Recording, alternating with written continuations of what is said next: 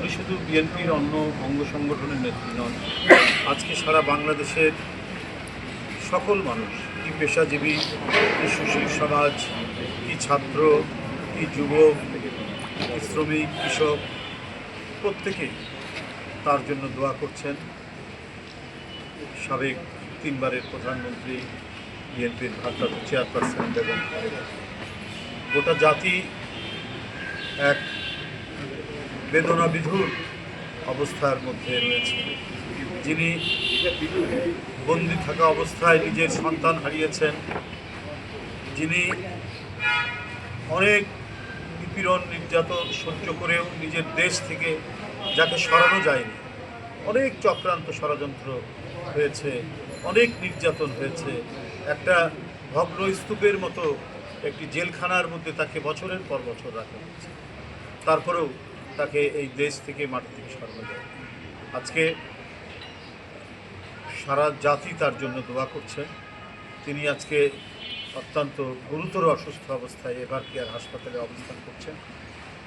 আমরা সবাই আল্লাহর কাছে দোয়া করব, ইমাম সাহেব দোয়া করবেন যেন আল্লাহ তাকে খুব দ্রুত আরোগ্য করে তুলেন, সুস্থ করে তুলেন এবং আবারও এদেশের মানুষের কাছে, জনগণের কাছে তাকে ফিরিয়ে দেন।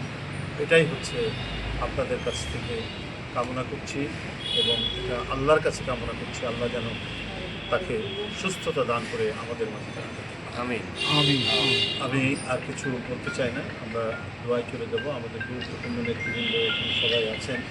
আমাদের স্বাস্থ্য বিষয়ক সম্পাদক ডাক্তার রফিক এখানে আছেন, আমাদের ড্যাবের ঢাকা মহানগর উত্তরের বিশিষ্ট ডাক্তার ডাক্তার মাহবুবুর রহমান সরকার শামীম, আমাদের নির্বাহী কমিটির সদস্য মাহবুব তো রয়েছেই, যার উদ্যোগে এই দোয়া অনুষ্ঠান। এছাড়াও এখানে ডাক্তার জাহিদ রয়েছেন, স্বেচ্ছাসেবক দল, ছাত্র দলের রয়েছেন, আমাদের আওয়াল, আমাদের একজন যুবনেতা জাকির রয়েছেন, আমাদের সাবেক ছাত্রনেতা যুবনেতা কাউসার অনেকেই ছাত্রনেতা আমাদের রাজু রয়েছে ঢাকা বিশ্ববিদ্যালয়ের।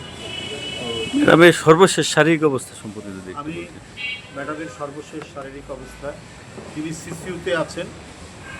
পূর্বের যে চিকিৎসাটা ওনার করে আসা হয়েছে গতকাল পরশু, সে চিকিৎসা আজও চলছে তার জন্য।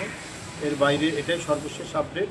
আর অন্য যে যাই বলুক, এটা কেউ যেন বিভ্রান্ত না হয়, এটা হলো আমার বক্তব্য। তিনি যদিও খুব গভীর সংকটের মধ্যে, গুরুতর অসুস্থ, কিন্তু যে পর্যন্ত উনি যে অবস্থায় ছিলেন গতকালকে বা গত পরশুদিন, আজও তিনি সেই অবস্থায় আছেন। উনি শিশুতে আছেন, নানা ধরনের বিভ্রান্তি ছড়াচ্ছে, এই বিভ্রান্তিতে কেউ যেন কান না দেয়। আমি যেটি বললাম এটাই হলো সর্বশেষ আপডেট। ধন্যবাদ।